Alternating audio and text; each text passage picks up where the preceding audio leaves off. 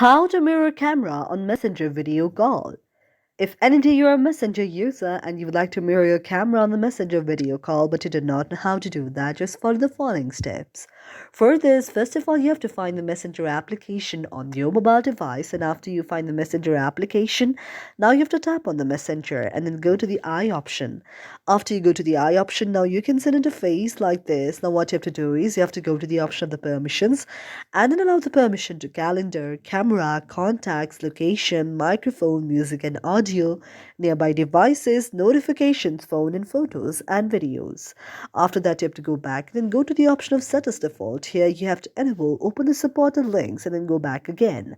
After you go back, now you have to go to the option of storage, and if you see any of the cache there, you have to go to the option of the clear the cache and then go again and then go to the option of the app details in store, and then you can send an email on regarding to the very mirror application or the mirror feature on the very messenger to the very Instagram out there and send the very system there.